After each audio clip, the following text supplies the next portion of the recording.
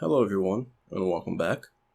In this video I'm gonna finish all of our AI. So with that said, let's code this. Hello everyone and welcome back. Sorry for the long wait, but I didn't have enough time to record it, but I had time to work on our code. So all I'm gonna be doing today is showing you guys the difference from the last code for this code, since I went through a little bit too much and I want to break it down to multiple videos. So I'm gonna just do all of this in this video. And let me just show you guys what I did. So here's our game running. So let me set your AI, and I control the ball. As you see, he can capture the ball, and he can throw the ball right away over here. And let me just hold the ball for a little bit. He just will go to random position over here. Well, not that random, but random enough. And I did have the ability for him to jump, but I don't think it's kind of hard.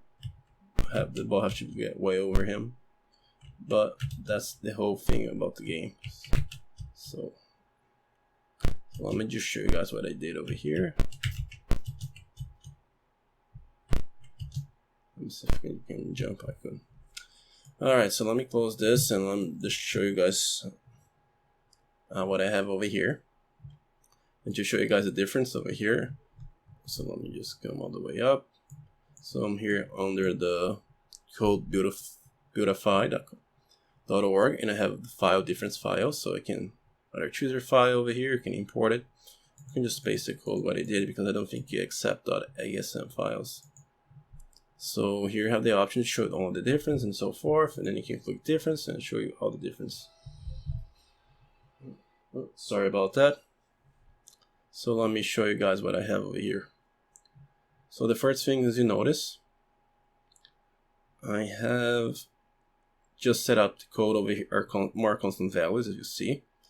But instead of putting random places, look it up and down, just put it over here. So the Y up, middle, and down, so I divide into thirds. So here's a chord size, the highest, lowest, and the middle. And I did the same thing, dividing into thirds, left, middle, and right for player 0 and player 1. So that's the whole thing. And you're gonna see it down below, all the codes over here. You can see, put right over here. And as well, the only difference I did over here is change the timer for the AI ball to be a little longer. And I set the AI randomized position over here. And this is gonna be a mask value, as you see over here, and just to give a little bit of error margin over here for a game. And you'll see when those are going to be used, all those constant values. And the next thing I have over here is our variables, or reserved spaces. And let me just show you guys over here, because it's a little prettier to see. So I added all these values, all these variables over here. So I have the position X and Y stored over here, so I can use it later. Here I have two booleans for the throw and jump, whether or not the player is going to jump and throw. Here's the small error margin that's going to, instead of the player to go 100% to the same place, there's a little bit of error over here. So around the same area, but not exactly. So that's all the pre-data over here. And here, as you see, my B0x middle, instead of putting the actual number, just have this constant value here. I can use that. Same thing for player 1x middle. And I also store that value to the AI position X. Just every time we reset the game over here, position the players, do that. And also, jump the part, store 0 over here to our ESAR jumping. So every time we start a new frame, the player is not always jumping forever. So that's the bug that I fixed. And here's the same thing as before, but this one's the reset part. Instead of the actual values, just set my constant values over here. And added a get random just to randomize or see it a little bit better. And the next part that I have over here, so let's go down, go down, go down. Here it is. So the only difference I have over here is the super over here, instead of branch not equals 0 to skip to super over here. So it's gonna, so because, oh, actually,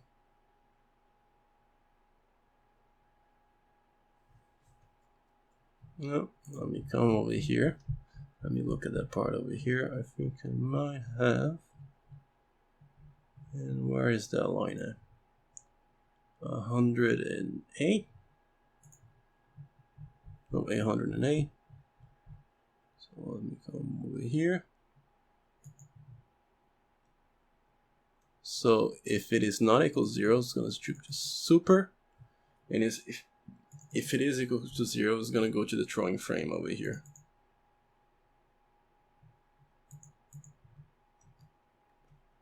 So let me do, so not equal 0. Yes, super. Which makes, I'm going to have to check this code later because this part comes over here and this part come over here. Yeah, I'll check this code later, but for now, let's leave it over there. Okay, so let's go down. Check if P1 has ball. Oh, apparently I have a common error. And here is a check whether or not here if it's, let me show you again. So this, in case the player press the red button to perform an action, is gonna jump.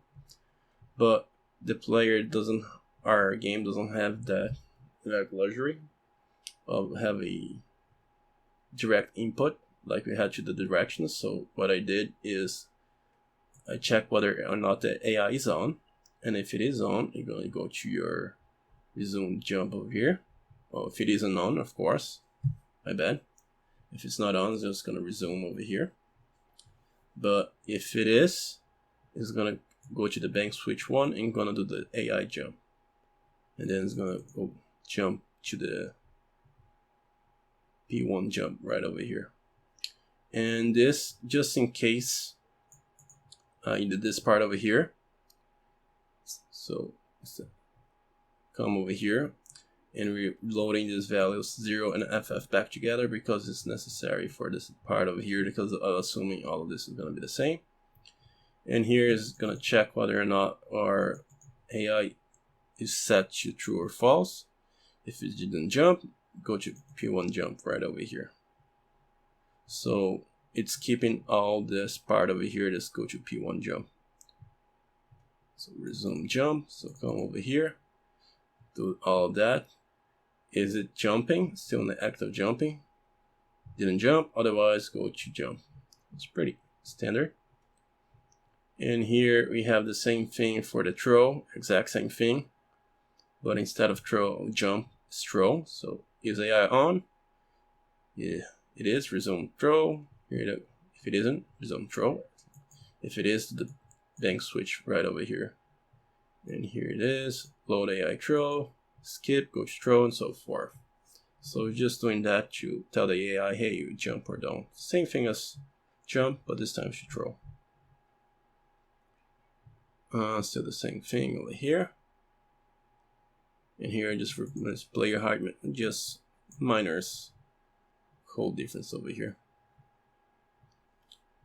And here, if the player 1 has a super, and this is gonna affect whether or not the player, as you see over here, is go towards the super or not. It's the only difference.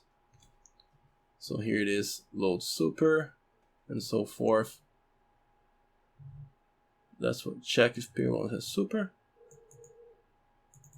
He has super, so skip. So here is loading player 1 super. This is just offsetting the speed, so just to fix the speed issue that I had. And here's put to false. So here's the boolean set back to false, so it doesn't always have the super speed throwing and so forth. So let's go down over here. So another boolean variable, and this is under the when you stop jumping. So make sure it's not jumping forever. And here I have continue controller over here.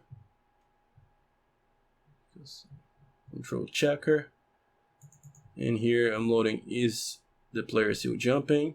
Print to resume controller, which is somewhere down or up. Let me see. Stop jumping. Continue controller checker, which should be down here somewhere. I'll keep my eye out for it.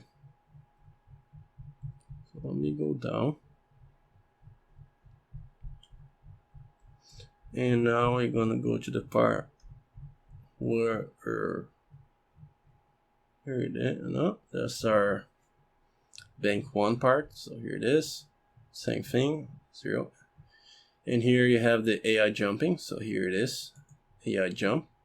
And remember now the resume controller is up top over there where, well, I'll show you guys later. Actually, I can show you guys over here. So controller. Here it is before the bank switch part. So that's the other. Oh, not over here. Let me minimize you. So here I'm just loading the ball compared to the player, and I add a little bit of the player to make this sure it's a little extra farther. But if it is, I'm just gonna set the controller to this position over here, which I apparently see I do have. Let me come over. Where is it? I do have this %. Just take it out and fix it. %.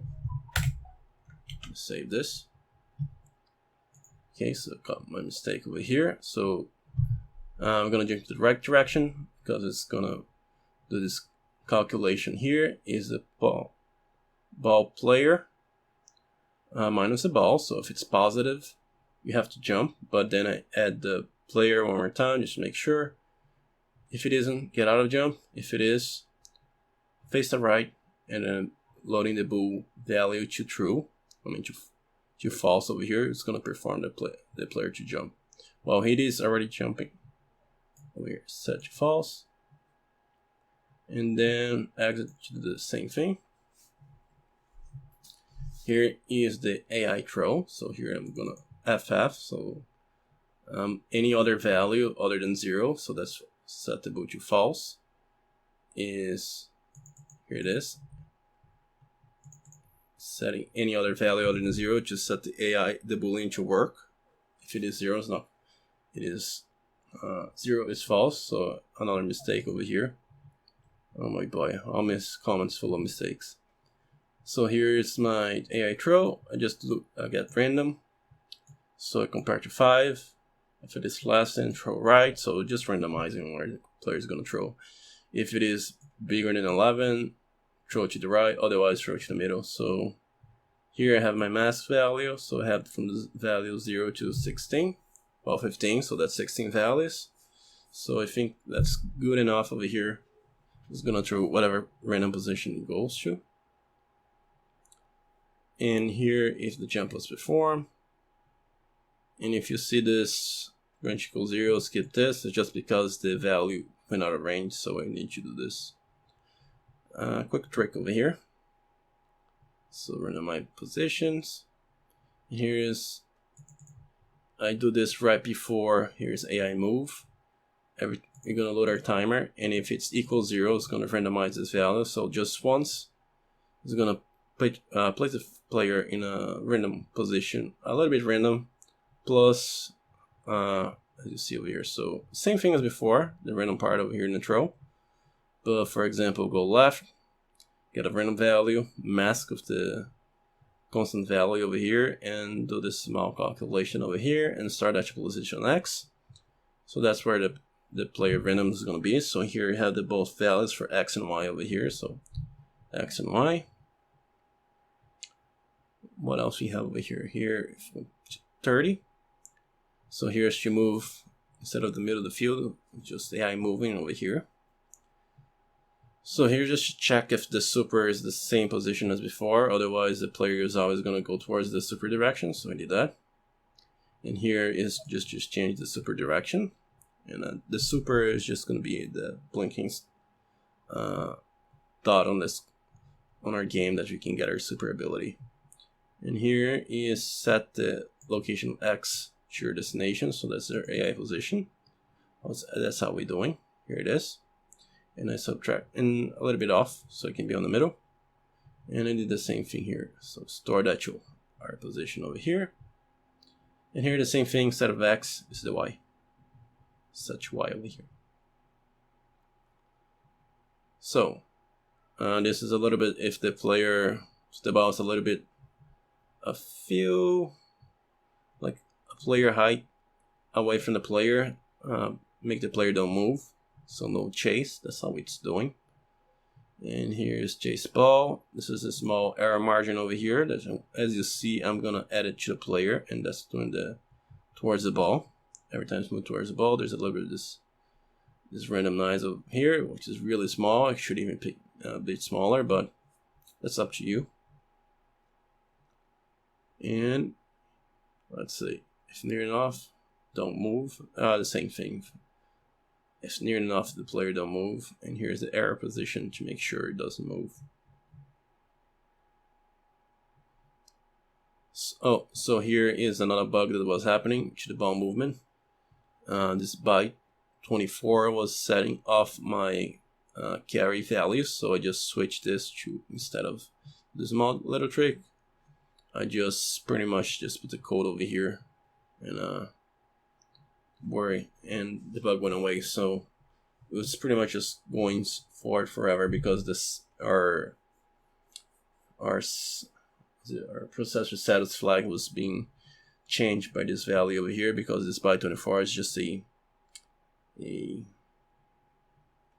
in, but it doesn't save the cert task value over here.